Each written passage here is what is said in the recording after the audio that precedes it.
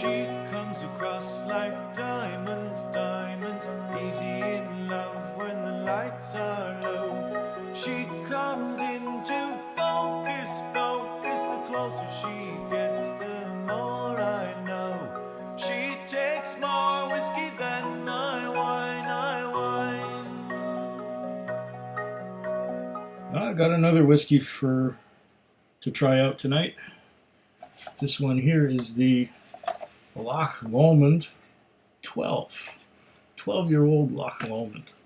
It's a Highland single malt. It cost me $74.99. So that means, okay, $74.99. Let's pull out the little calculator here. That would be $7.50 for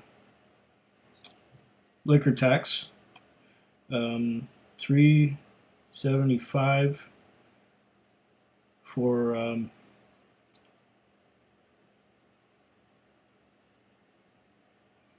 wait, let's start this again. $7.50, $7.50 plus 3.75 for the goods and services tax, plus 10-cent bottle deposit, plus $74.99 is equal to, that's not right. That can't be right. Try that again. 7.5 plus, I'm not very good at this today. Plus 3.75 plus 0.10, that's 10 cents. Okay, plus $74.99.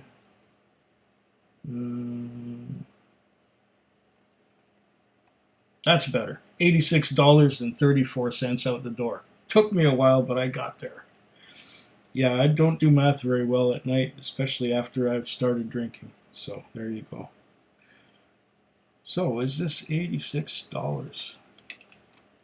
That was on the 21st of February 2020. That was just before the whole COVID thing started. All right.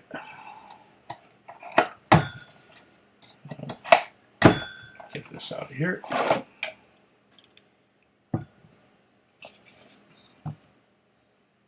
And looks interesting from here. Does it have a pull tab? Yes, it does, or it appears to have one. Yes, it has one. I was just pulling it in the wrong direction, that's all. All right. This is the first time I've ever poured Loch Lomond, so nice little pop. First time I've ever poured Loch Lomond. Ever. There we go, nice quick size drown. Okay, what's it say on here? Loch Lomond, 12 years, single malt Scotch. Fine print. Carefully matured in the finest American oak casks, smooth to perfection. Master Distiller's Guarantee, and there's a signature there. 750 mils, 46% alcohol by volume. That's good. That's ticking a few boxes here. Loch Lomond Highland Single Malt Scotch Whisky. Since 1814, the Loch Lomond Distillery has been producing the finest single malt whisky. Okay. Situated on the banks of Loch Lomond, it takes its name from this most picturesque and famous of all Scotland's lochs, often referred to as one of the world's natural wonders.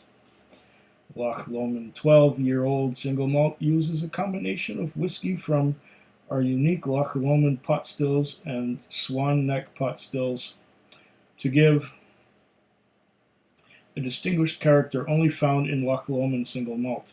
This exquisite 12-year-old single malt has a deep fruity character of peach and pear, layered with the vanilla sweetness and the characteristic hints of peat and smoke found in Loch Lomond whiskies. Really? Aged in 3 types of cask: bourbon, refill, and recharred. These whiskies are brought together, delivering a perfectly balanced single malt under the watchful eye of Michael Henry, our master distiller. Loch Lomond 12-year-old is non-chill filtered to keep things as nature intended. A Highland single malt Scotch whiskey with a distinctive background character with a hint of smoke and peat. Perfect anytime straight, over ice, or with a little water. Loch Lomond 12-year-old single malt, smooth to perfection. Malt master Michael Henry, I guess. Loch Lomond whiskies are proud to be the official spirit of the Open Golf's original championship. Never follow, it says. Scotch whiskey. And a bunch of international symbols down here. One is, I guess, recycle. One is throw away. One is I don't know what. And the other one is you won't get pregnant. Yeah, okay. And here is the front of the box once again. And here is the bottle once again. Yeah, something like that. Okay. Now to nose and taste. Oh, right away. Right away, this is hitting. This is hitting for me. This is good. It's got a lot of caramel. A lot of caramel and fruit.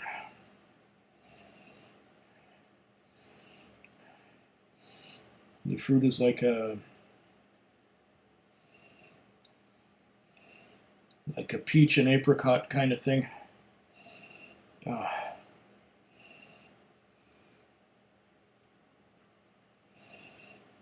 Caramel, fruity and caramel, vanilla. Yeah, there's a hint of smoke. It's like it reminds me in a way of Highland Park.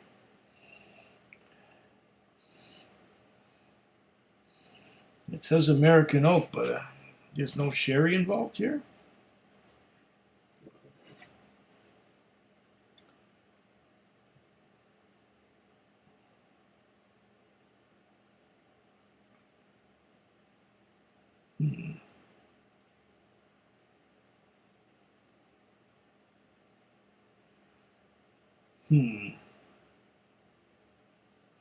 Three types of cask: bourbon, refill, and recharred.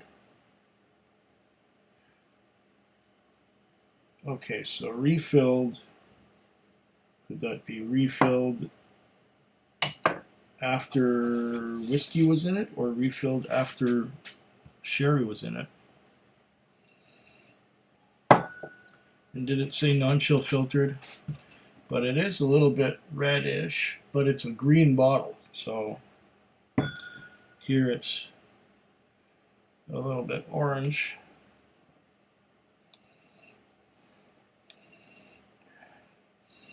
Definitely toffee. Toffee and apricot, vanilla.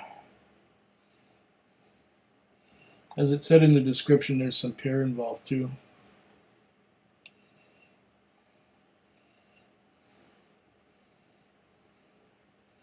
It's a beautiful nose. I like this nose a lot. It's fruity, it's caramel, toffee.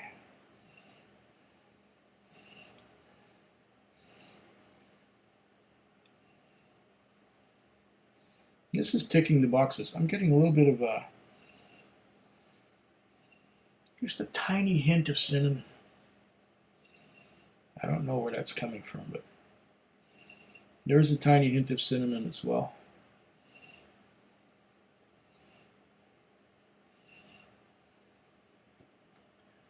Nice. Very nice on the nose.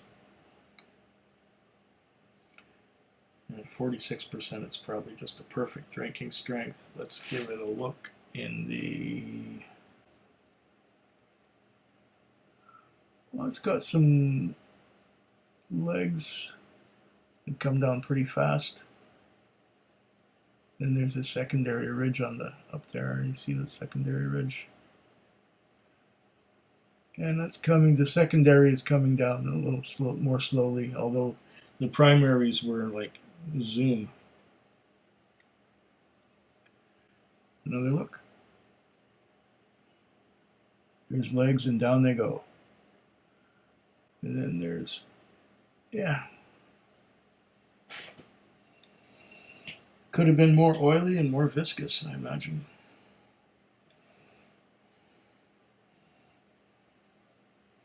Let's taste it.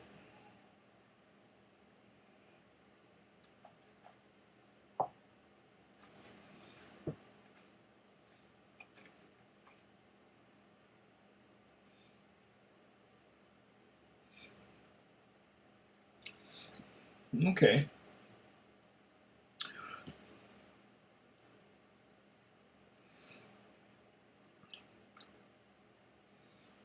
That's odd. We need to have a second sip of that.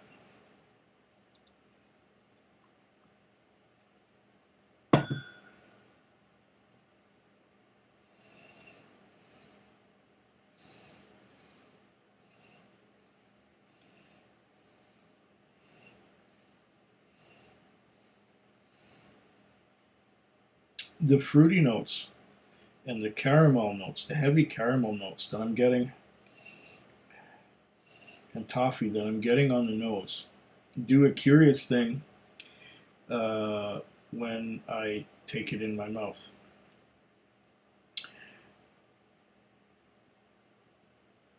It reminds me of Glenglassaugh Torfa in that it has that heavy caramel note on the nose, but then it's got peat on the palate.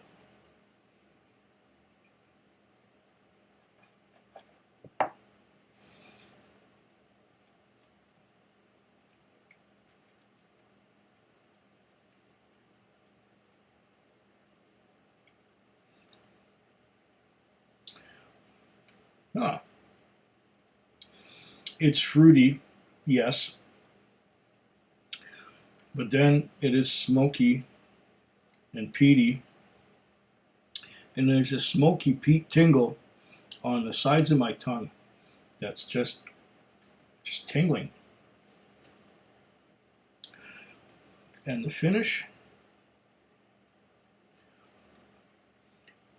seems to be tingling some more.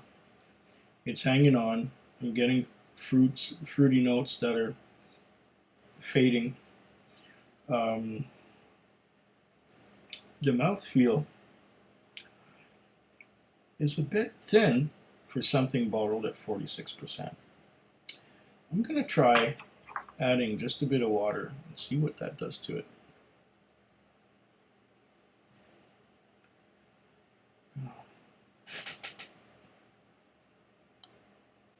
Here we go. It's about 3 standard drops, 2 or 3.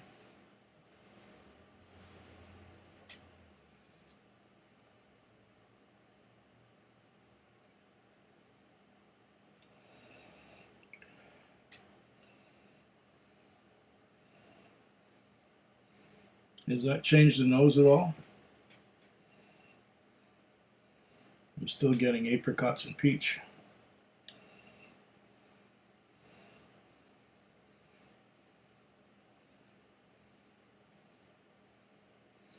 But I'm not getting that caramel note, that strong caramel note that I was getting before. Now it's giving up smoke. Smoke. A little bit of peat smoke. So with the addition of water, that heavy caramel toffee note has changed to a smoky note.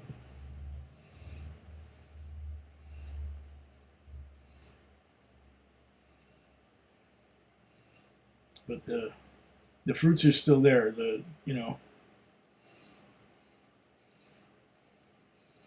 pears and the peach and apricot, and it's warm. It's got a warm nose. It's warm and inviting. It's like, by the hearth. It's comfortable. Now with the addition of a bit of water,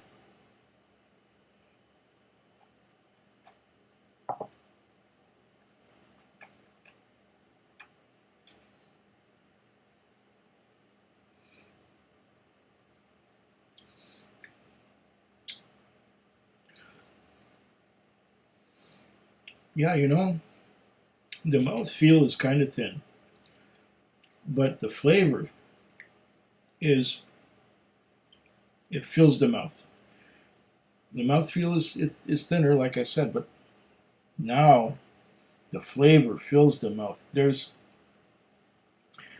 fruits. There's peaches, apricot, a little bit of banana. There's pear, yeah, some pear. But then there is a smoky, peaty coating that coats the tongue and keeps tingling and tingling and tingling. It's a little bit like the most peated Highland Park. It's got the same amount of, maybe a little more peat than the most peated Highland Park. This is interesting. It's unique in that it's so fruity, but none of the fruit is a citrus fruit, which is what I would expect from a peat. But maybe that's what I would expect from an Isla peat rather than a Highland peat. And the peat is not overdone. It's not like a Ballantruan, where it's not the same peat as you get from Isla. It's the Highland peat with more heather and less salt and less brine influence on it. And if that peat is overdone, I don't like it. But this is just right. This is just balanced perfectly.